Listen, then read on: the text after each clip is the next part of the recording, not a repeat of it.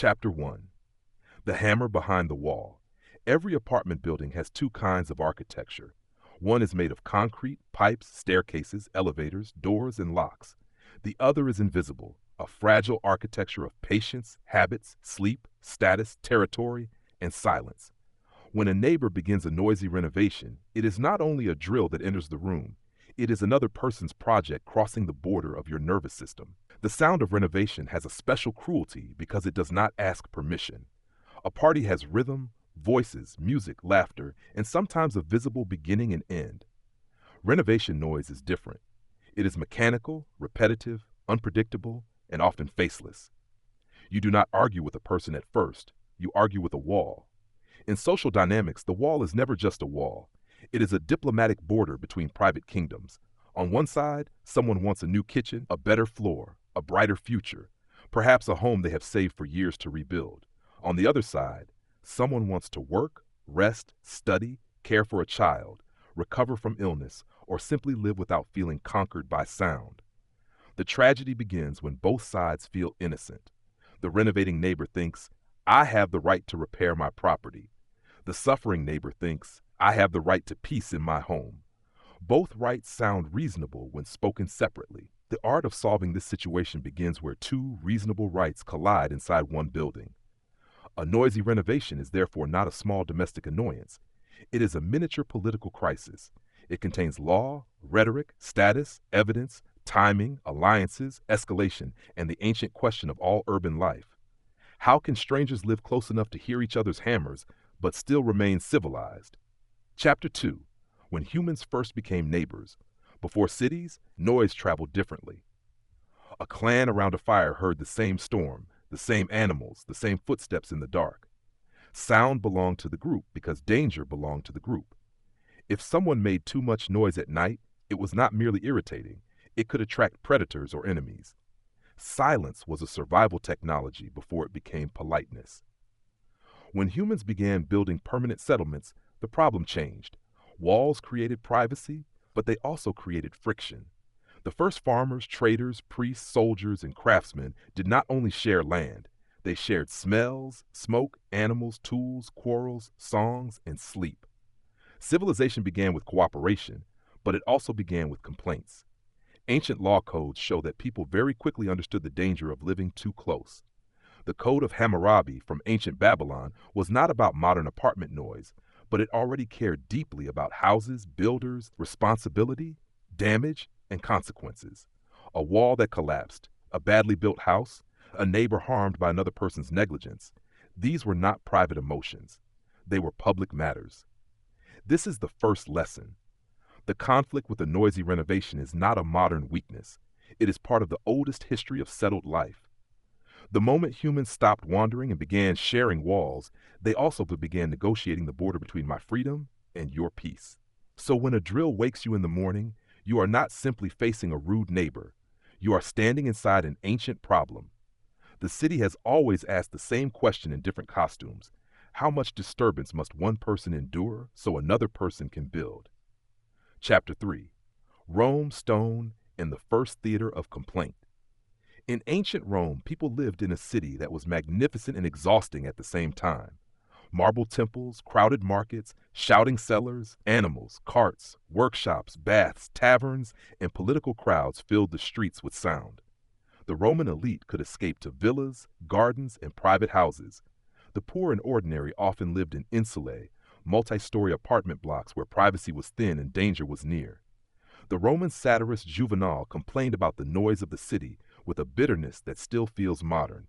He wrote of sleepless streets, traffic, accidents, and the impossibility of rest. His Rome was not a quiet museum of columns. It was a living organism, loud, crowded, ambitious, and often unbearable. The Romans understood status through space. To live high above the street, crowded among strangers, was different from living in a spacious house with controlled entrances. Noise revealed hierarchy. The powerful could withdraw from sound. The weaker had to endure it. This remains true today when one person can move to a detached house while another must negotiate with the neighbor above. Yet Rome also teaches something useful. Complaint without strategy becomes theater. Romans were masters of public speech, law, patronage, and influence. A person who wanted justice needed not only anger, but a frame: who was responsible, what harm was done, what rule was violated, and who had the authority to act. The modern resident facing renovation noise inherits this Roman lesson. Do not merely suffer like a citizen trapped in a loud street. Turn the problem into a case. Name the harm, identify the actor, find the rule, choose the audience, and speak in a way that can be heard. Chapter 4. The Medieval Street and the Sound of Work. In medieval towns, silence was rare. The city was a workshop. Blacksmiths struck iron, carpenters shaped wood, bells marked time, animals moved through streets, merchants called to buyers, and craftsmen lived near their tools. Work was not hidden in industrial zones. Work was woven into the daily soundscape of the town. Guilds played an important role in organizing this noisy world. They regulated quality, training, reputation, and sometimes the conditions of work. A craft was not just a private business, it belonged to a social order. The blacksmith, baker, mason, or carpenter had a place in the town, and that place came with expectations. Medieval life also had rituals for sound. Church bells did not merely ring, they governed time. They called people to prayer, warned of danger, announced death, marked celebration, and imposed rhythm on the community. Sound could be authority. Sound could be memory. Sound could be a command that no individual had personally chosen. This helps explain why renovation noise feels so disturbing today. It is not meaningful sound to the listener. A bell belongs to a shared ritual, but a drill behind the wall belongs to someone else's private plan. The listener receives the pain without receiving the purpose. The rhetorical task is therefore to transform meaningless invasion into negotiable information. Instead of, "they are destroying my life," the frame becomes, "there is necessary work, but it needs boundaries."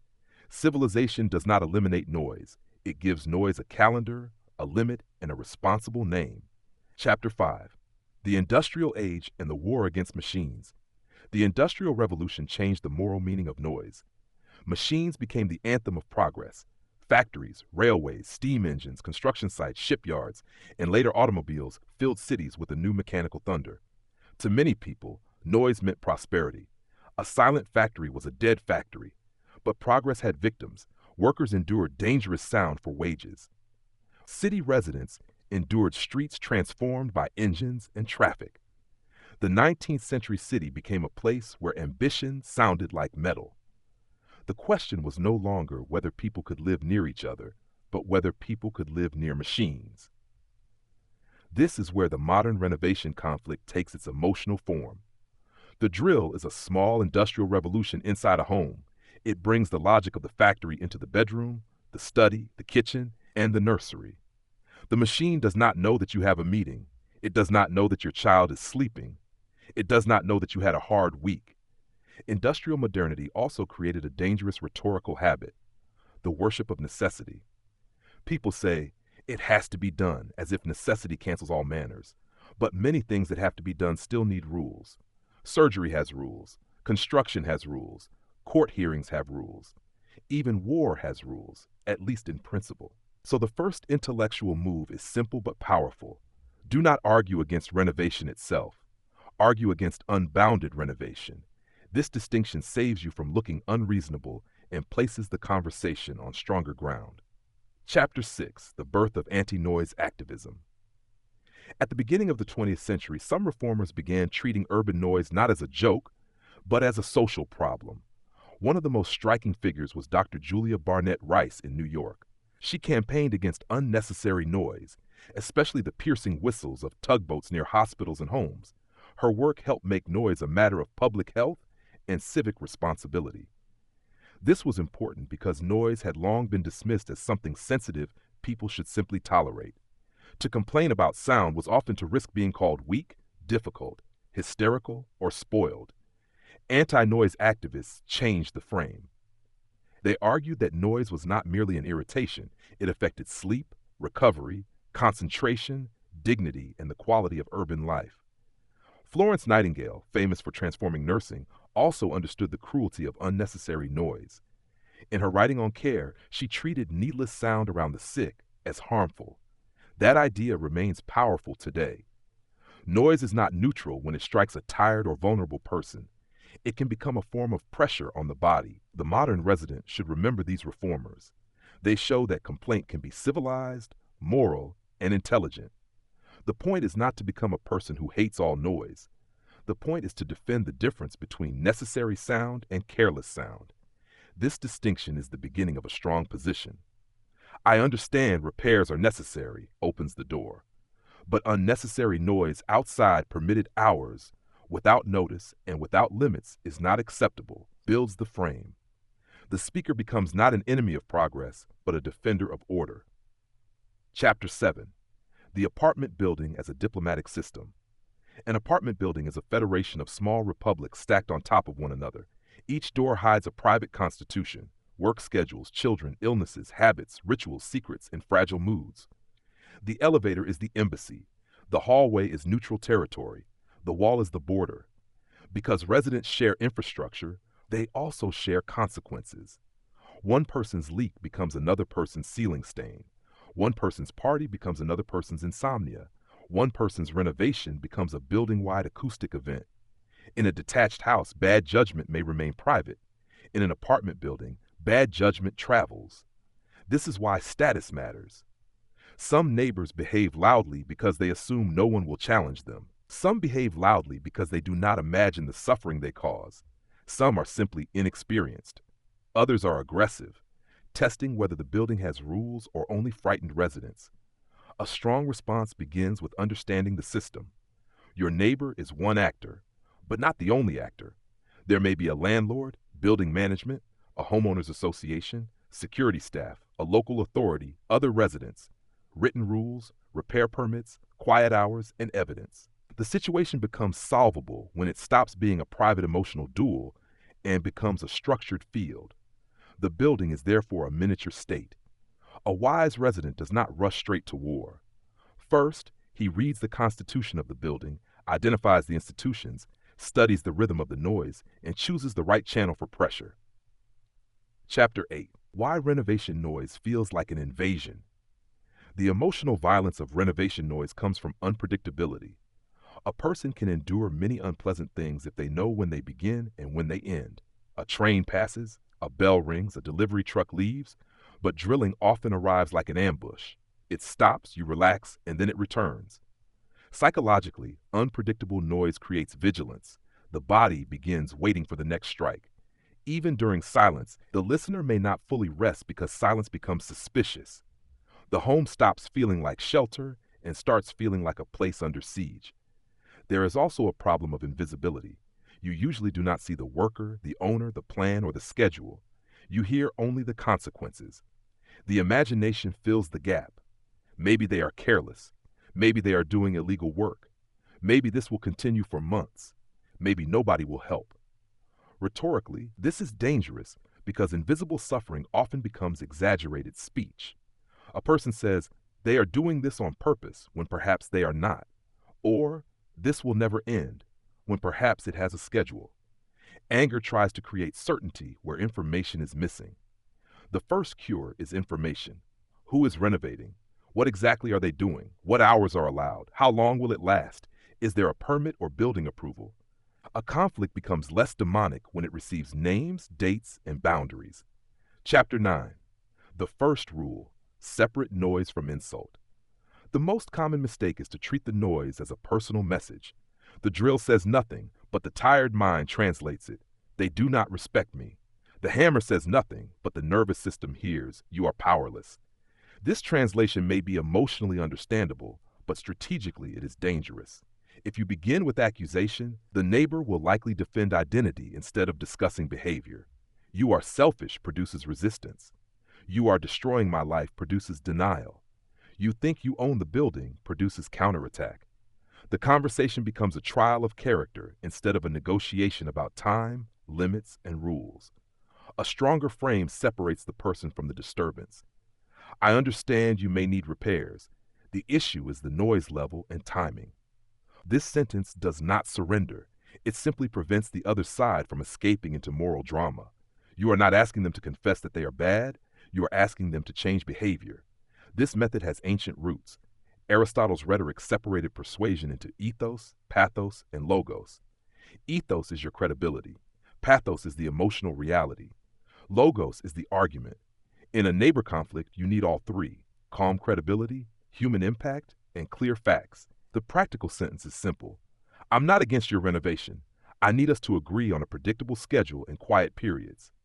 This is the sword hidden in silk. It sounds polite, but it changes the battlefield. Chapter 10. Evidence, the diary of the wall. Before confrontation, build a record. Not because you want to become a spy, but because memory becomes unreliable under stress. Noise makes time feel longer. Anger edits the past. A written log protects you from exaggeration and from being dismissed. Record the date, start time, end time, type of noise, and effect. For example, Monday 8:10 a.m. to 11:45 a.m., drilling and hammering, impossible to take work calls. Another entry might be Saturday 7:30 p.m., heavy drilling for 40 minutes. The goal is not literary beauty. The goal is pattern. If it is legal and appropriate in your location, short audio or video clips may help, especially when the noise occurs outside permitted hours. Do not invade privacy. Do not film inside someone's home, and do not turn evidence collection into harassment. Capture the disturbance as experience from your own space. Evidence should make you look disciplined, not obsessed. This diary changes your position. Without it, you are a complaining neighbor. With it, you are a resident presenting a documented pattern. Institutions respond better to patterns than to emotions. Building managers, landlords, security, and local authorities often need specifics before they can act. The diary also helps you emotionally. It moves the problem from chaos to paper. What is written becomes smaller than what is feared. The wall still makes noise, but now the noise has a timeline, and timelines can be challenged. Chapter 11. The Law, the House Rules, and the Hidden Constitution. Every building has a visible structure and a hidden constitution. The hidden constitution may include local noise regulations, permitted renovation hours, building management policies, contractor rules, elevator protection requirements, waste disposal rules, and holiday restrictions. Many residents suffer because they argue before reading this constitution. The mistake is to say, "This is illegal," before knowing the rule. That gives the other side an easy victory if you are wrong. A stronger phrase is, "I'm checking the building rules and local quiet hours so we can handle this correctly." This signals seriousness without overclaiming. Different cities and countries handle renovation noise differently. Some places allow construction only during certain daytime hours. Some buildings require advance notice, approval, or posted schedules. Some restrict drilling on weekends or holidays. Some separate ordinary household noise from structural work. The practical step is to contact building management or check the resident handbook before the first major confrontation. Ask for the official renovation rules in writing. Ask whether the work has been registered. Ask what hours are allowed. Ask what process exists for complaints. In rhetoric, rules are powerful because they depersonalize conflict.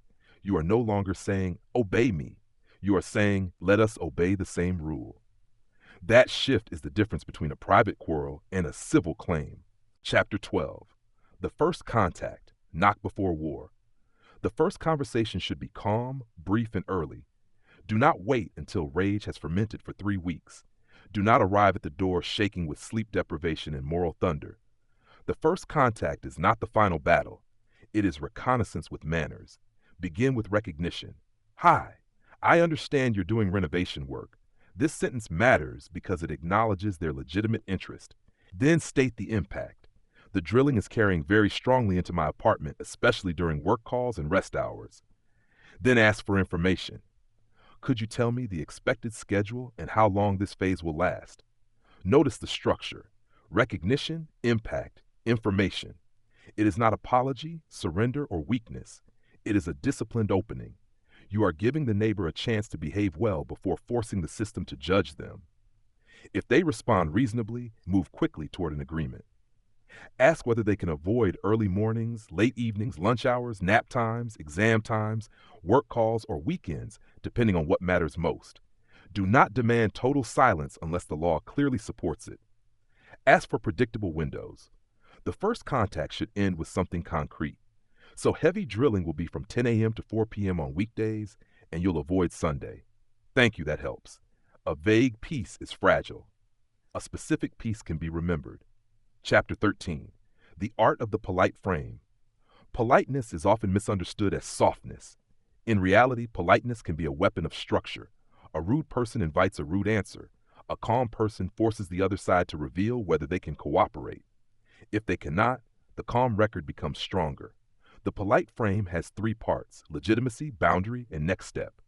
Legitimacy says, you have a reason to renovate. Boundary says, your reason does not erase my right to peace. Next step says, here is what needs to happen now. This frame is elegant because it neither begs nor attacks. A useful phrase is, I want to solve this directly and respectfully before involving management. This sentence carries velvet pressure. It offers dignity, but it also shows that there is another door behind you. Strong rhetoric often works because it lets the other side choose the honorable exit. Ancient diplomats understood this well. A good envoy did not begin by screaming threats. He arrived with ceremony, stated the grievance, offered a path to settlement, and made the consequences visible. The goal was not emotional release. The goal was movement. In neighbor conflict, the same principle applies. You are not trying to win a dramatic scene in the hallway. You are trying to change the acoustic future of your apartment. A polite frame keeps the future in view. Chapter 14. Negotiating time, the calendar as peace treaty. Most renovation conflicts are not solved by asking for silence. They are solved by negotiating time. Time is the most civilized container for noise. A drill at 2 p.m. may be unpleasant but tolerable.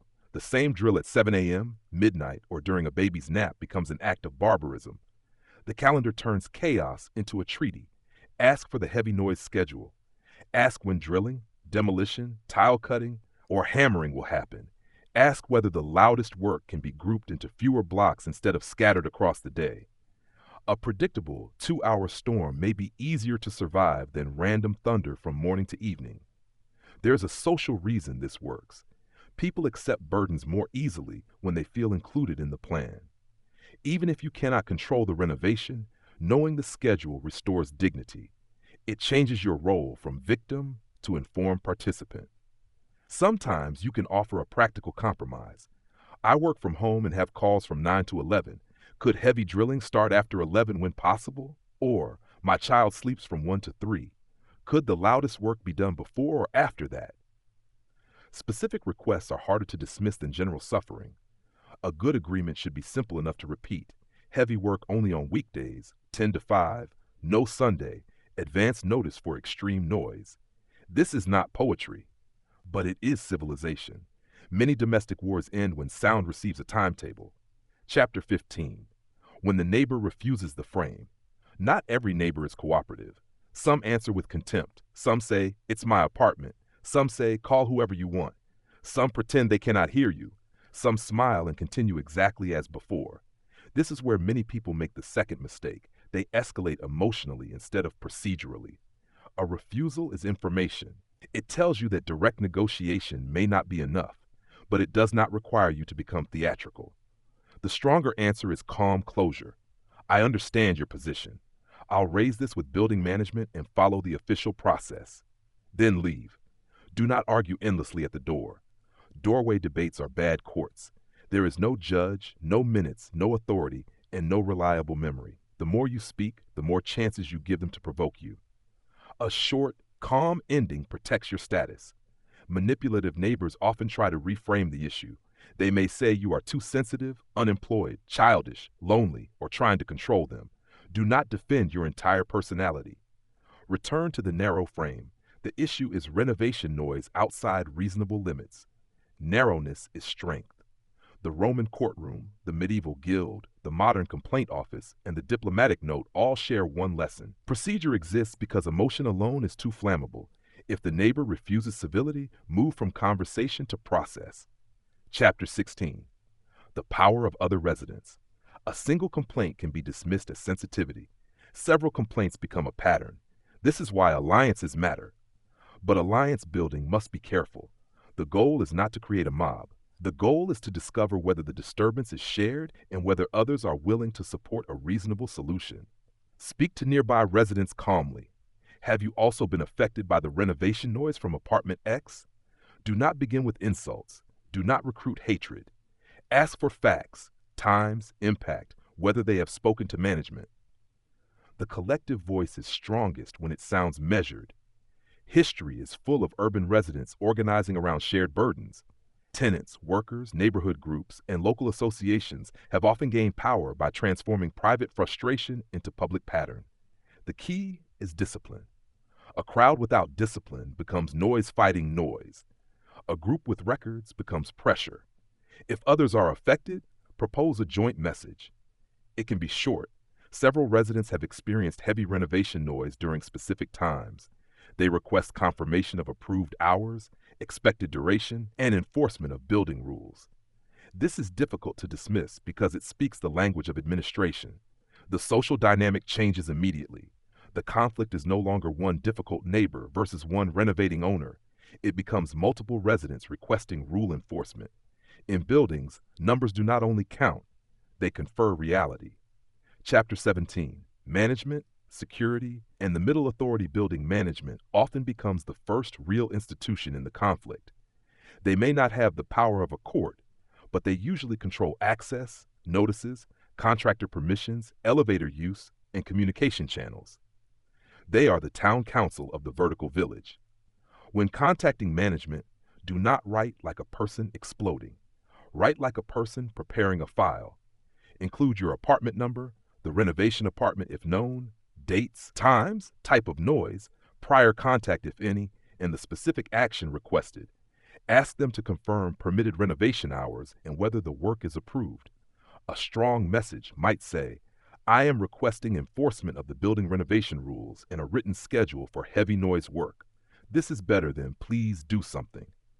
Institutions are more likely to act when the requested action is concrete. Vague pain creates sympathy. Concrete requests create tasks. Security staff may also help, but they should not be turned into personal soldiers. If noise occurs outside permitted hours, ask them to record it or contact the unit according to procedure. Be respectful. In many buildings, security staff absorb everyone's anger while having limited authority. The middle authority is useful because it gives the neighbor a face-saving path. They do not have to obey you personally. They can obey the building. In social dynamics, this matters. People who resist personal defeat may accept institutional correction. Chapter 18, Written Messages, the Paper Shield. Written communication is slower than speech, but it has power. A spoken complaint vanishes into memory. A written message remains. It can be forwarded, reviewed, compared, and quoted. In conflict, writing is a shield against distortion. The best written message is calm, factual, and brief. It should not contain sarcasm, threats, dramatic metaphors, or psychological diagnosis. Do not write, you clearly have no respect for human beings. Write, heavy drilling occurred today from 7:20 p.m. to 8:10 p.m. Please confirm whether this is within permitted renovation hours. Writing also creates a record of your reasonableness. If the matter escalates, you want every message to show the same character: patient, clear, firm, procedural. The reader should think, this person tried to solve the matter properly. That impression is strategic capital. Cicero, one of Rome's greatest orators, understood that persuasion is not only what is said, but how the speaker appears. In modern conflict, your emails and messages are part of your character. They become your public face when you are not in the room. A good written sequence moves in steps. First, request information. Then request compliance. Then involve management. Then cite rules. Then ask for enforcement. Each step should look inevitable, not impulsive. This is how paper becomes pressure. Chapter 19, The Formal Complaint and the Sound of Authority. If direct conversation and management fail, the next level is a formal complaint. The exact channel depends on the city, country, building type, lease, ownership structure, and local law. It may involve a landlord, homeowners association, municipal noise office, police non-emergency line, housing authority, or mediation service. The principle is the same. Use the correct institution, not random revenge. Formal escalation should be based on documented facts. Include the noise log, copies of messages, management responses, and any permitted hours rule. Avoid emotional overload. The authority does not need to know every sleepless thought. It needs to know what happened, when, who was informed, and what rule may have been violated. The phrase, I want enforcement of the applicable rules, is stronger than I want them punished. Punishment sounds emotional. Enforcement sounds civic. The best complaints do not ask the institution to share your anger. They ask it to perform its function. There is an old lesson here from law and diplomacy. Power often belongs to the person who can translate suffering into a recognized format. A wound becomes a medical record. A grievance becomes a complaint. A border incident becomes a diplomatic note. A noise problem becomes a documented violation. The goal is not to destroy the neighbor. The goal is to restore governable reality. If the building has rules, they must mean something. If quiet hours exist, they must protect someone. Formal complaint is the moment when private pain asks public order to wake up. Chapter 20. Avoiding the revenge spiral. Noise invites revenge. A person imagines playing loud music, banging back, shouting through the wall, blocking contractors, insulting the owner, or humiliating them in a group chat. These fantasies are common because they restore imaginary power, but revenge usually weakens the case. Retaliatory noise destroys your moral position. It allows the neighbor to say they are also noisy. It turns a clear issue into mutual hostility. It may violate the same rules you need enforced.